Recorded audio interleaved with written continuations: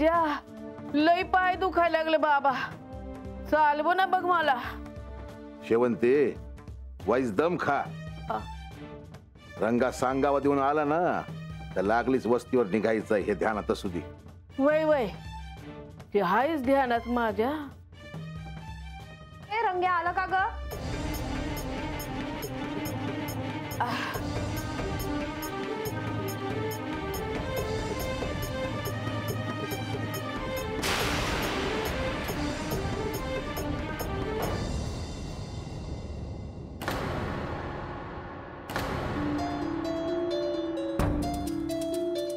बानू का हे समज कशा पायी. असू देत बा. मावशे गंगी तुम्ही बी आता आवराया घ्या. रंग्या गडावरनं आला का आपल्याला निघायचं आहे. वय वय बानू, हे बानू, हे. अरे वाईस दम खा की. हा लागली वस्तीवर निघायचं आपल्याला. नाही म्हणजे तू थांबणार आहेस होय आता? अगं तसं नाही. अव मग बोला की बिगी बिगी. पाहिज त्याला दम खाऊ दे की. सांग आता काय सांगायचं आहे ते. तुझा सांगावा देऊन आलो देवासने. काय म्हणलं देव? देव म्हणलं का जो पुत्र ते सांगत नाहीत तो पुत्र जेजुरी सोडून कुठे बी जायचं नाही.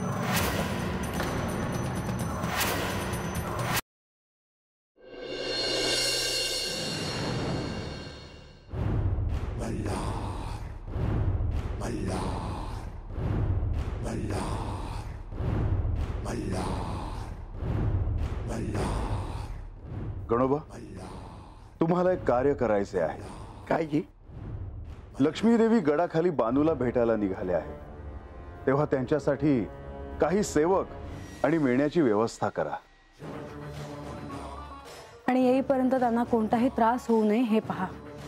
जी.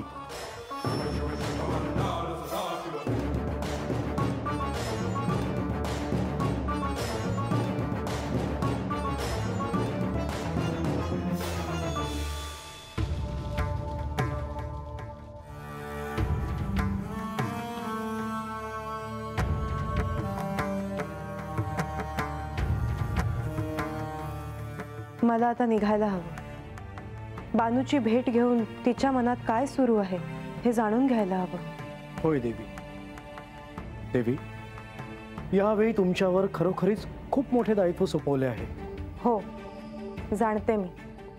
बानूची समजूत काढणं जेवढं वाटतं तेवढं सोपं नाही हे स्पष्ट आहे. देवी, बाणाईच्या मनात जे चालू आहे ते समजून त्यानुसार तिला थांबवण्यासाठी त्या क्षणी तुम्हाला योग्य तो निर्णय घ्यावा लागणार आहे.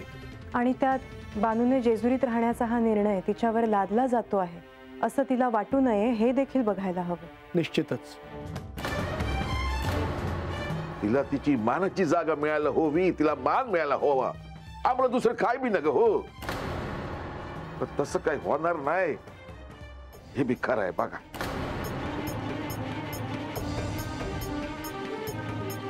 बानू, मी तुला आता जे सांगेन त्याने हा प्रश्न सुटणार नाही.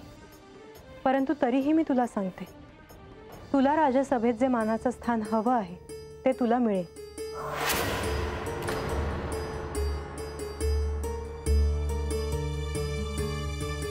मी स्वतः श्री खंडेराय आणि म्हाळसादेवींशी याविषयी बोलेन.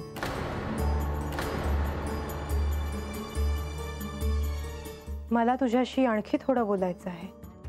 काय जी? इथे नाही, मला तुझ्याशी एकांतात बोलायचं आहे. या जी.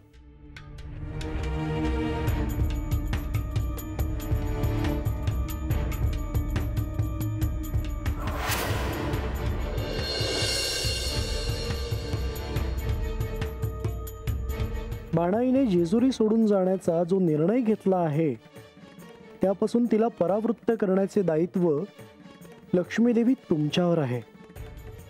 हे कार्य निश्चितच सोपं नाही.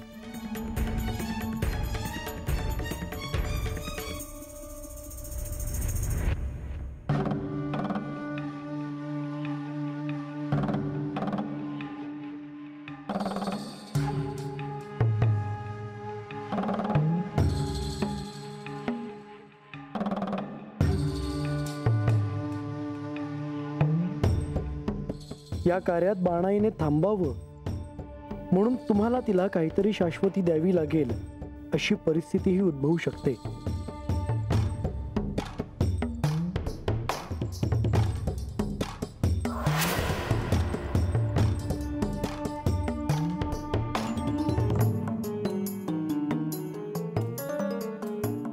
परंतु तुम्ही जर बाणाईला काही वचन दिलं, अर्थात तिने ही जेजुरी सोडून जाऊ नये म्हणूनच ते असणार आहे, परंतु त्यामुळे काही नवीन समस्या उद्भवायला नको.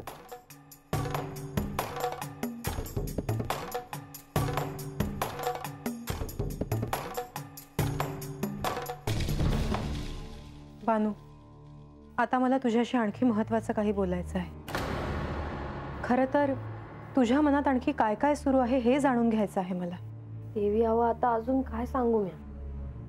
ह्या देवांसंग लगीन करून आले तेव्हा माझं देवांसंग संसार व्हावा एवढंच सपान होतं माझं.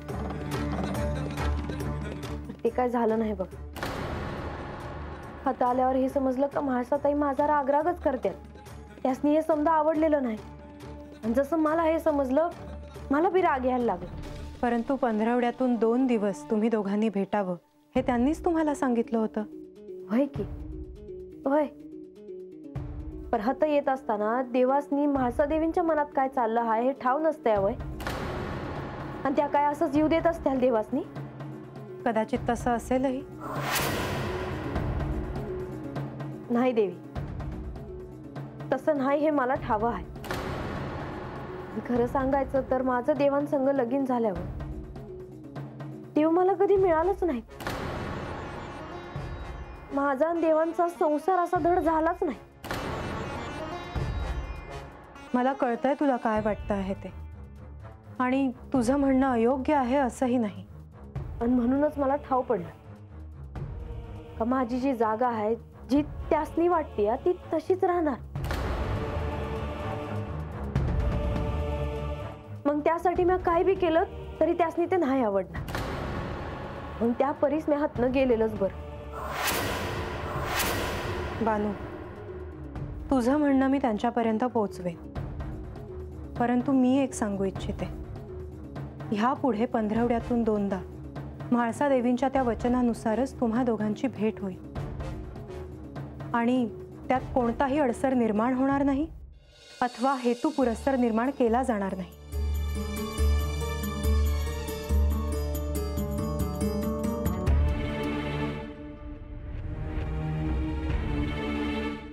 लक्ष्मी देवी, बानूने जो निर्णय घेतला आहे त्यापासून तिने परावृत्त व्हावं म्हणून तुम्ही तिची भेट घ्यायला गेला आहात. हे कार्य जितकं सोपं वाटतं तितकं सोपं नाहीये. बानूच्या मनात अनेक गोष्टी खदखदत असणार, आणि अशा वेळी ते सारं काही बाहेर येणार. ते तुमच्याशी सारं काही बोलणार, आणि हे होणं हे तर स्वाभाविक आहे. देवी, तुम्हाला या अशा परिस्थितीत काय निर्णय घ्यावा लागत असेल हे या क्षणी कळणं कठीण आहे. देवी, काय निर्णय घेतलाय बानूने? मी बानूला माझ्या परीने समजावलं, परंतु ती काहीही ऐकून घेण्याच्या मनस्थितीतच नव्हती. त्यामुळे एका क्षणी मी तिला असं सांगितलं की तिला राजसभेत जे मानाचं स्थान हवं आहे ते तिला मिळेल. मला हे अजिबात आवडलेलं नाही.